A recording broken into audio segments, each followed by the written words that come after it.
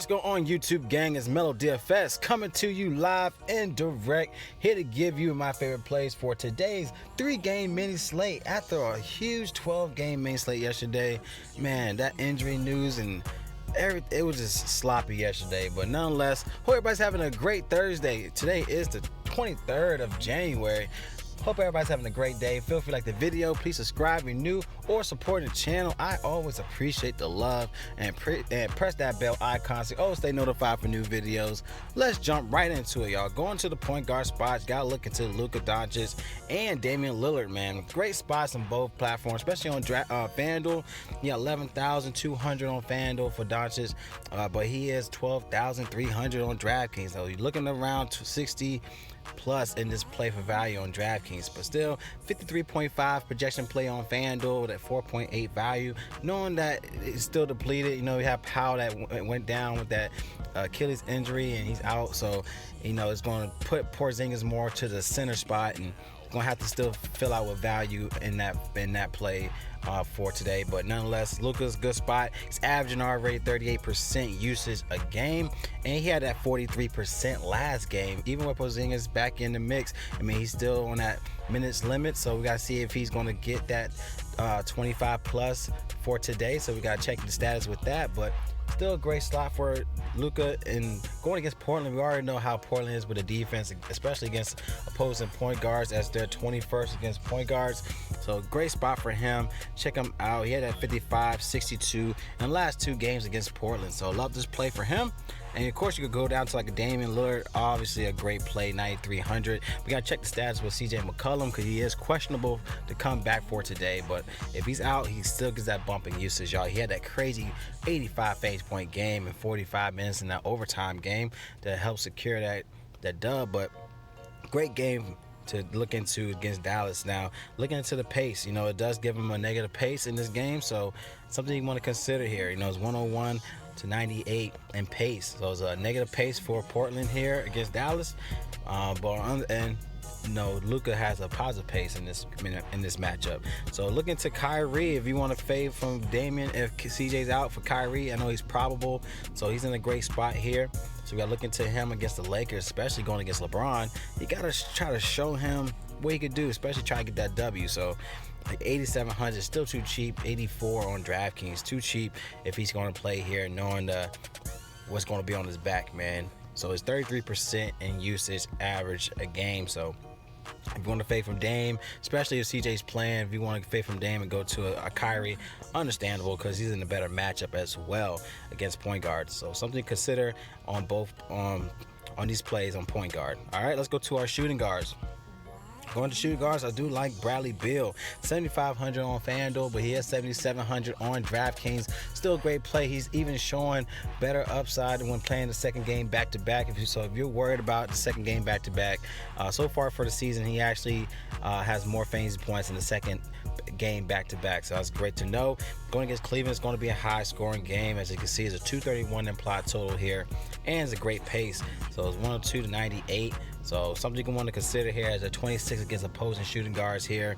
He could give you that easy 35 all the way up to like 50 plus, as you can see what he did last game at 57 fantasy points in 38 minutes. Finally got that restriction off of him in the last 2 games. So getting that 30 plus in minutes is definitely going to help him out in a great matchup here as well against Cleveland.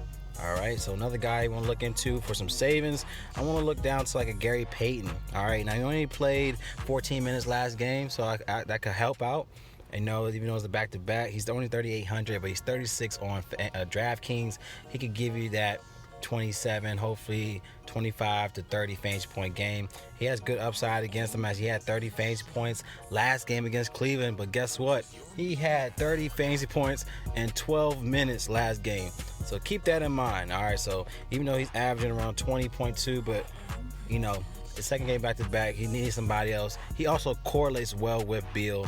If you want to also look into that correlation stat, he correlates great with Beal, so he could definitely help out in this game.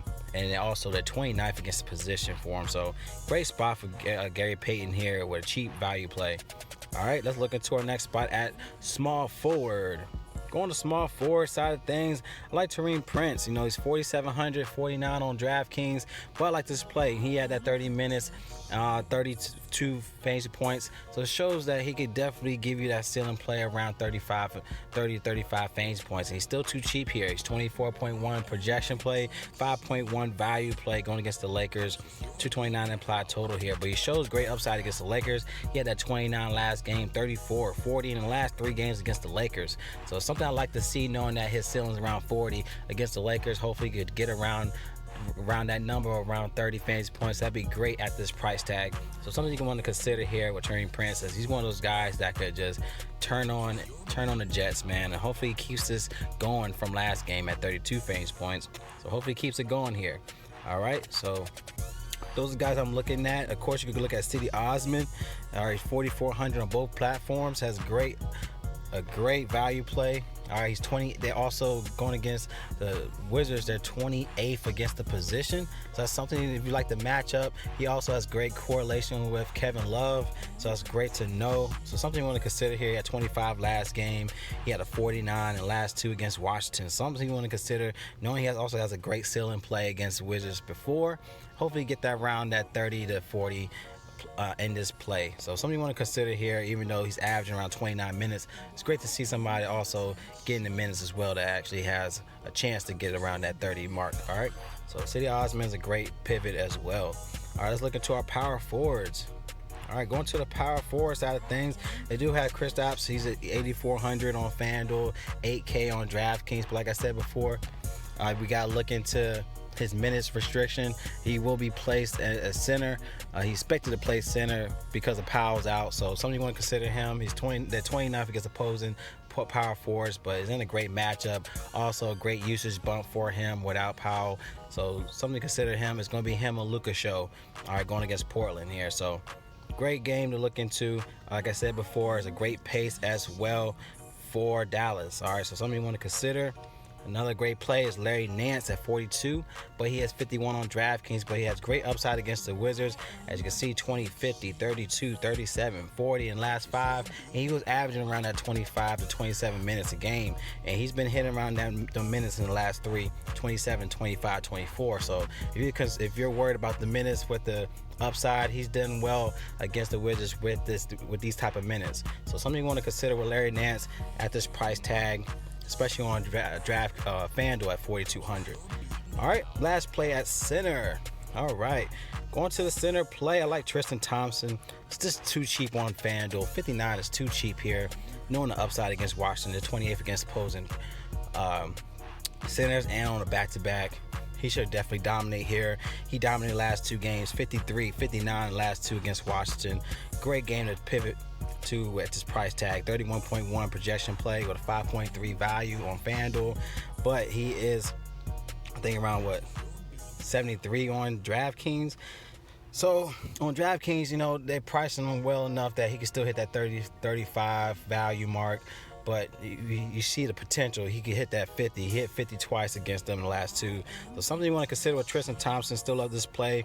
Of course, Hassan Whiteside, we got to look into him because he's game time decision. So we got to look into that, because if he's out, of course, Porzingis in a great play with a backup against him. He should definitely do damage.